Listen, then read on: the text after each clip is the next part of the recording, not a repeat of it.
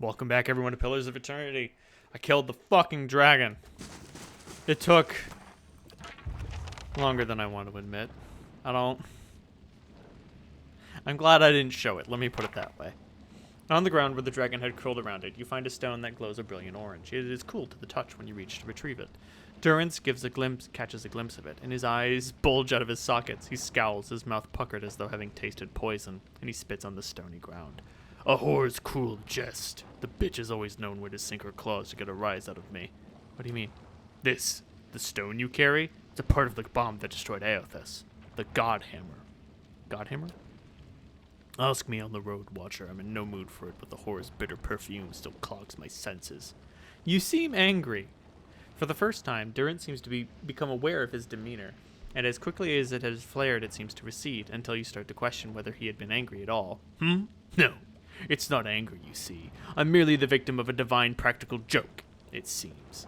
That will remain between she and I, Watcher, for only I am able to appreciate it. But what's it doing here? One wonders. The bomb blew big, but it would not have sent the fragment this far from the citadel. The Drake must have carried it quite a distance. Or Margaret merely put it here herself. Is it worth anything? Ha! Ask Aothas. If you mean in terms of copper, there was a time when it might have been. But the market soon became flooded with pieces of the Godhammer, most of them no more than the trivial enchantments of swindlers dabbling in wizardry. Counterfeit. As there has never been a reliable way to judge a fragment's authenticity, and the would-be judges are often watchers, questionable as the artifacts themselves. Their value has plummeted considerably. Ask any shopkeeper if he's interested, and he'll try to sell you his fragment instead. Let's bring her back to Firga. Funny. Hey.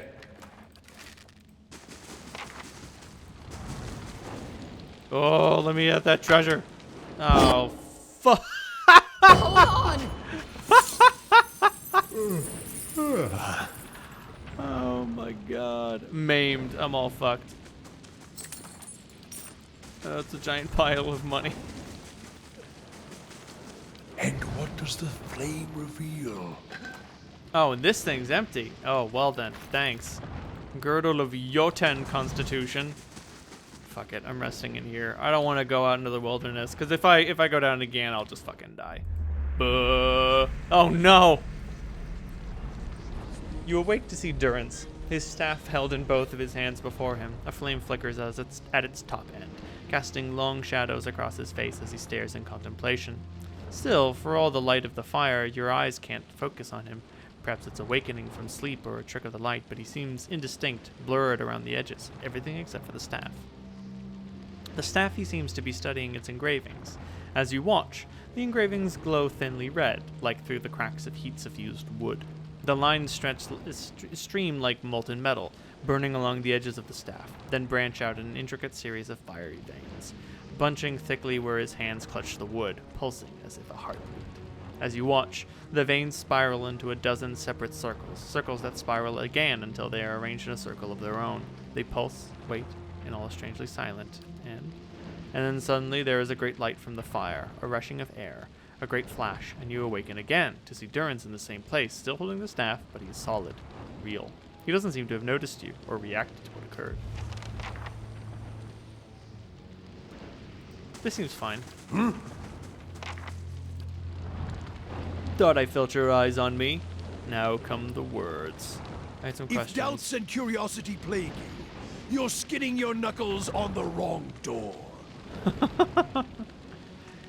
I saw something strange. You were sitting by the fire. I saw a great light from the staff. Tell me what you saw. It was a flash like an explosion, a rush of air, incredibly bright. It is the light of the Godhammer you saw. Godhammer? It was a weapon of Deerwood's people, a symbol of their independence. It saved the Deerwood. What do you know about it? It brought the Saints' war to an end, knocked a god from his perch. There are few that would deny Aothas overstepped. The Godhammer reminded Aothas of it. Okay. That's a very interesting way to put it. I suspect that might be the more compassionate view of Aothas' actions. He overstepped his bounds, and they put him back in his place. He's not bad, he just made a mistake. You saw its light because I helped shape it, give it life, and release it into the world. Once seen, its glory is almost too bright to be believed, and too bright to be forgotten. You helped build the Godhammer? There were 12 of us. We fashioned the weapon, drafted plans for it, prayed for guidance at Ashfall, and it came to me there. Each of us were given a staff made from the forest of black trees around us, glowing with embers and fire far greater than this branch you see now.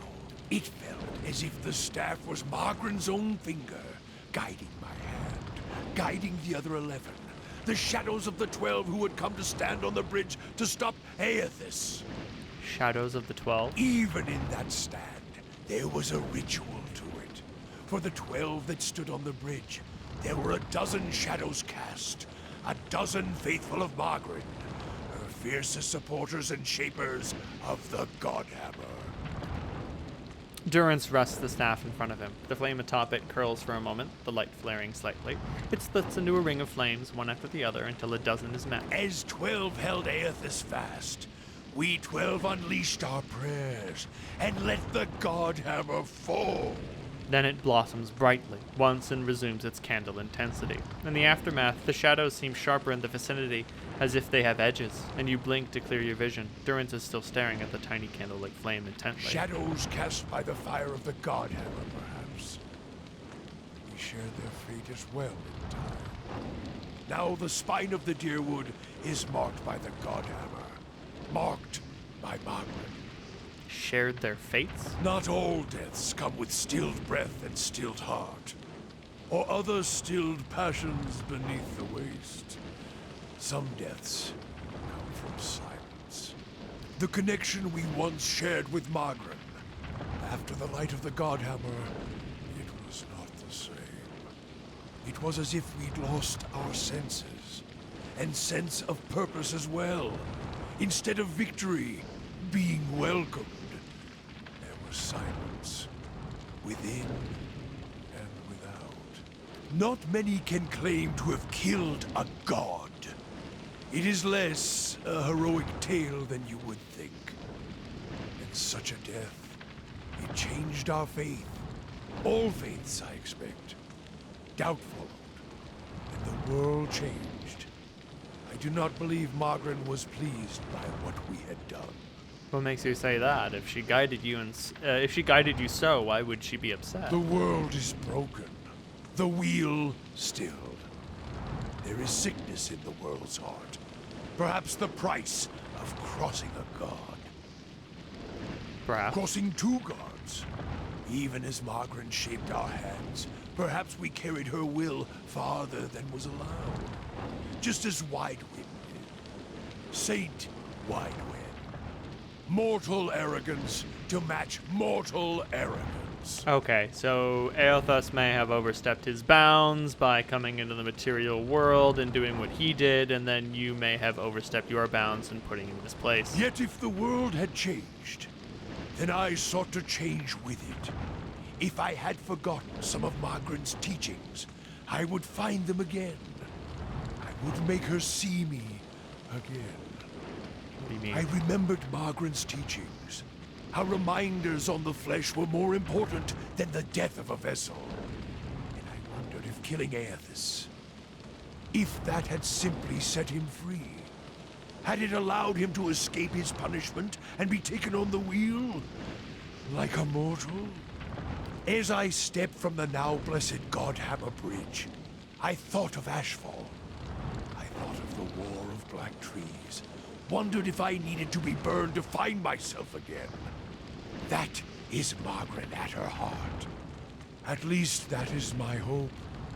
These are the doubts that befall me. What happened when you returned to Ashfall? The road to Ashfall is long. Gives one time to think. If you think long enough, you do not go home. I left without telling anyone, with only the robes I wore at Halgot, my staff, and my name, which is long buried. Of my fellow 11 craftsmen, disciples, I know not what happened to them, if they suffered the same doubt as I did. But it was underserved, was wrong. We had done all that. Oh, at last. Grabbed victory from defeat and You feel as if your god betrayed you. there is something about being used and cast aside. Perhaps Widewen himself felt it. There at the end, when the hammer struck. To be the proof that your god is hollow as the vessel it inhabits. I tried to find purpose, and avoided all contact with other Magranic priests.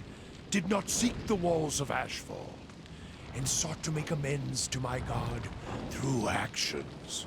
I joined with the Purges for a time, and not long after came the first signs of the Hollowborn. So many crimes, trespasses, violations. The Salvation. Animancers were another sickness born of the Saints' War. A relapse of innovation, of desperation to heal what we had caused. All seemed worse than before the bridge, not better. And as years passed, the world became even worse still for the victory. So, remember this, what's the word I'm looking for? This rationalization of what occurred. One thing that I really like about Pillars of Eternity is that everyone has a different interpretation of events and occurrences, and only as we investigate deeper will we understand the truth of what happened. Now I see why you call your goddess a whore. She jilted you and you pined for her. Sweat collects in the sooty creases of his forehead and runs down his ruddy cheeks. It drips from the tip of his nose. His mouth moves, but his utterances make no sound. He is, for once, at a loss. Feeling your gaze, he quickly composes himself, wiping his forehead with the back of a dirty hand. Worship the whims of some fickle bitch, and you'll never be more than dirt beneath her feet. Worship what she worships, on the other hand. Take her fire for your own, and her esteem comes on its own.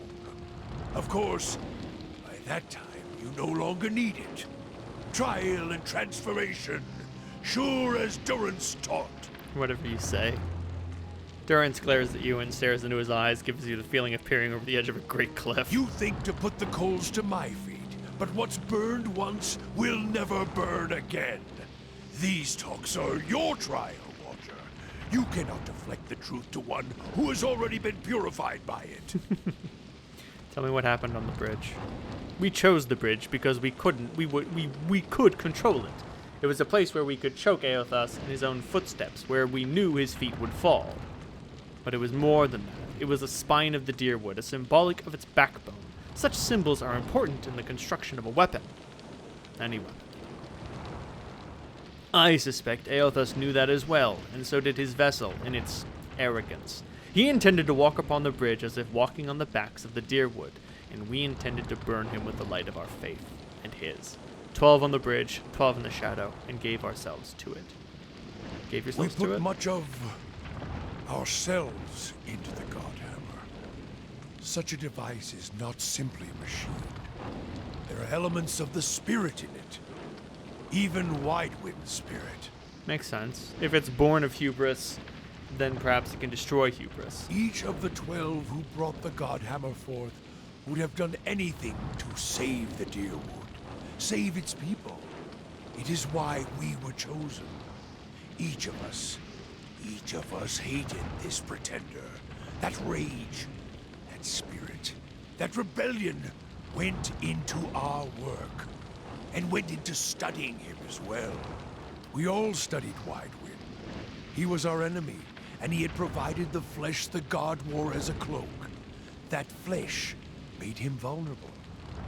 I knew what fields his hands had tilled, his family, what he had harvested, where he had been born.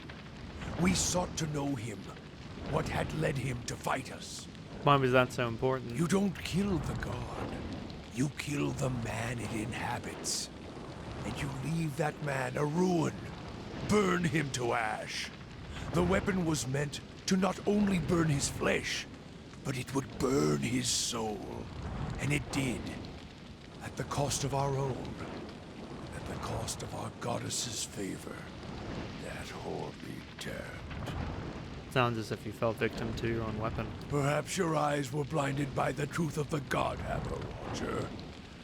I feel half a man at times, but even that is twice that of most others.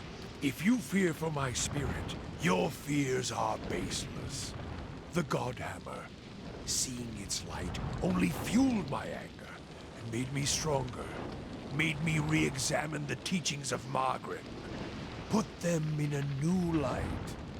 Looked like there was only part of you, as if your spirit had been sheared in half. I do not need you to cast any more questions on me, Watcher. Nor did I ask you to look upon me without my leave. Get gone, and leave me be. Certainly. Interesting.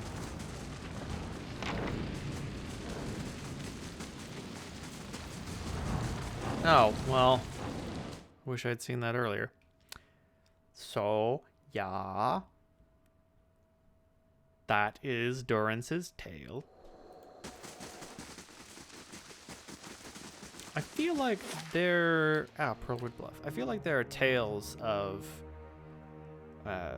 people, weapon crafters, blacksmiths, who make weapons that destroy themselves in the making of it, you know?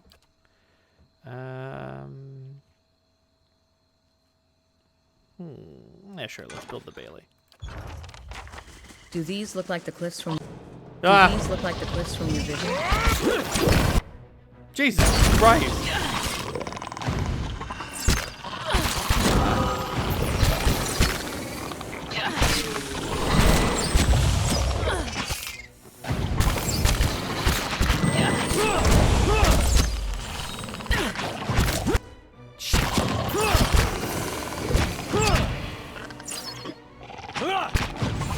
Wait. I'm going the distance. I'm going for speed. Oh my god. Holy shit. Another! Hey there, what the fuck are you doing?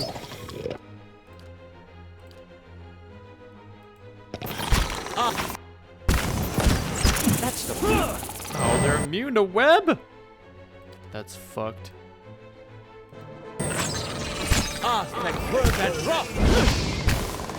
They're not immune to fire.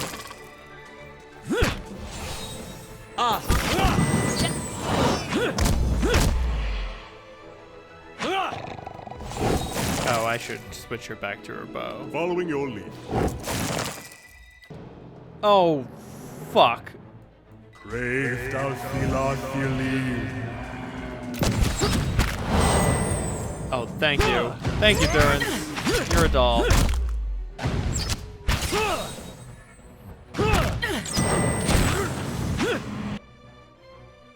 Dear God.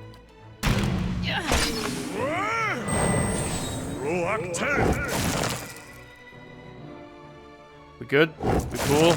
Thank God. Okay. A garnet. A Zarup quarterstaff. Smaller than we can wield, no doubt. Of course. Bruised ribs. I can handle it. It's fine.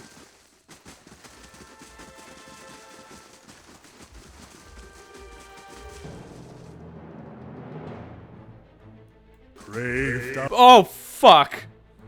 Philod.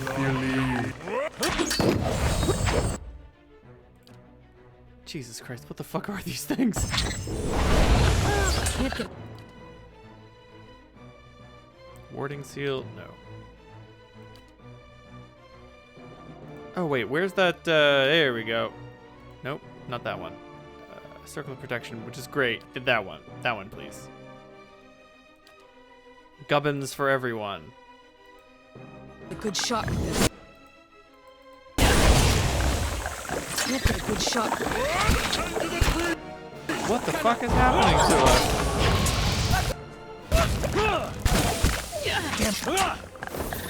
Jesus Christ.